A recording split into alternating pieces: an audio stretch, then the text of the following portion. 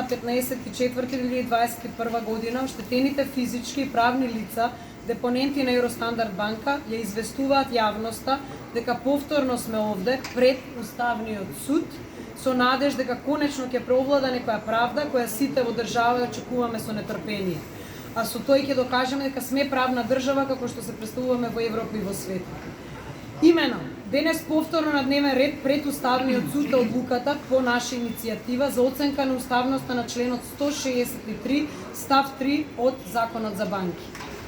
Да подсетиме, овој член 163 став 3 од Законот за банки продуцира нееднаквост на правните и физичките лица депоненти на банка во однос на фондот за осигурување на депозити во случај на стечај или ликвидација на банка. Длабоко сме убедени дека Евростандард банка пропадна поради криминални активности на неколку категории различни луѓе. Според сите досегашни сознанија на оштетените штедачи, ако и се уште треба институциите да ги истражат и докажат, во случајот со Евростандард банка се работи за тип на криминал во кој што се вклучени раководните лица на самата банка, некои лица од Народна банка, па и поединци и фирми каде што завршувале нашите пари како неповратни кредити. Но има и други државни институции кои, иако имале обврска, делува дека не го следеле патот на парите и со тоа практично го дозволиле криминалот. Просто кажано, ние оштетените сме жртви на системот во кој не функционира правната држава. За да бидеме правилно разбрани во нашата борба, нагласуваме неколку работи. Само пред неколку дена бевме сведоци на уверувањето од највисоката монетарна власт дека банкарскиот систем ни е стабилен и сигурен, а депозитите ни се безбедни. Се друго било само шпекулација. Да подсетиме, само пред 2 месеци пред пропаѓањето на Евростандард банка, сведоци бевме на едно исто вакво уверување. Затоа за нас ово уверување значи дека повторно нешто се случува, па се прашуваме која ли банка е следна на ред. Имено, евидентно е дека ваквиот настап беше поради несигурноста во финансискиот систем и банкарскиот сектор како целина. Несигурност која што кај граѓаните и фирмите владее. И тоа не е шпекулација, тоа е реалност, а таа реалност наоѓа своја подкрепа кога граѓаните и фирмите се сведоци дека отворените прашања со Евростандард банка не се решаваат, туку напротив, формално, правно, фактички, се што се преземе на штета на граѓаните и на фирмите. А како па да веруваме дека банкарскиот систем е стабилен кога е од 2001 година пропадна, ако добро паметиме, 4 банки, Алмако, Експорт-импорт, Македонска банка, Радо банки, некои 7-8 штедилници, меѓу кои што и Фершпет и Киро Кјучук. И за сите овие банки штедилници во тоа време сумата за обештетување од фондот беше околу 1,8 милиарди денари, а сега само за Евростандард е околу 4,2 милиарди денари. Дополнително, несигурноста е подгрева и законската регулатива според која ние сме единствената земја во Европа, а ова е проверено од стручни лица, единствена земја која нема предвидено надомест за загубените депозити на правни лица при пропаѓање на една банка. И јавноста треба да знае, го повторуваме тоа нон-стоп, може би стануваме досадни, но ниту едно од тие 2000 правни лица не доби ниту денар обештетување од фондот за осигурување на депозити.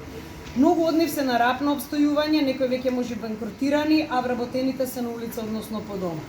Тоа генерира една поширока економска и социјална несигурност. И ова е сосема спротивно од заложбите за повеќе странски и домашни инвестиции во нашата држава. Генератор на промените на ваквата состојба во финансискиот систем и банкарскиот сектор гледаме во укинување или поништување на член 163 став 3 од Законот за банки. Сметаме дека тоа укинување или поништување ќе се укинување и поништување ќе се постигне позитивен ефект не само во стечајната постапка за Евростандард банка, туку ќе предизвика и потреба од една потемелна реформа на законодавството од областа на банкарското работење. Во нашиот случај се работи искрено за ризичен настап.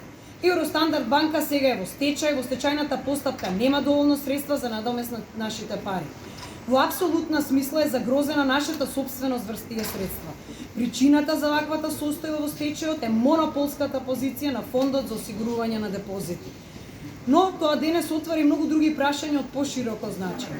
Од една страна гледаме колку несигурна била нашата позиција во легалниот финансиски систем, каде очигледно царувал криминалот, а од друга страна гледаме дека во стечајната постапка со законската регулатива која е на наша штета, повторно ќе бидеме оштетени поради нееднаквата и дискриминирачка позиција во однос на фондот за осигурување на депозит.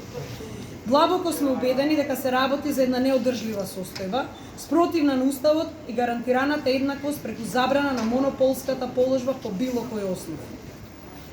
Затоа, доколку продолжи примената на законите од областа на финансискиот систем и банкарскиот сектор на ваков начин, не е далеко денот кога поради апсолутно несигурна состојба многу граѓани штедачи ќе ги преиспитаат своите штедни влогови во банките. А и не е ни чудо што веќе доста граѓани се ги повлекуваат депозитите од некои банки.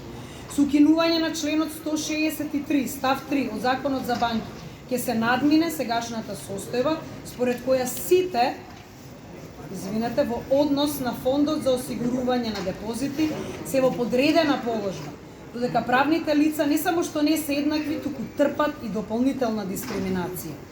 Сите стравувања на монетарната власт и недовербата на граѓаните може да се надминат со само една одлука на Уставниот суд, во кога оштетените физички и правни лица гледаат последна шанса за враќање на надежта во владење на правото.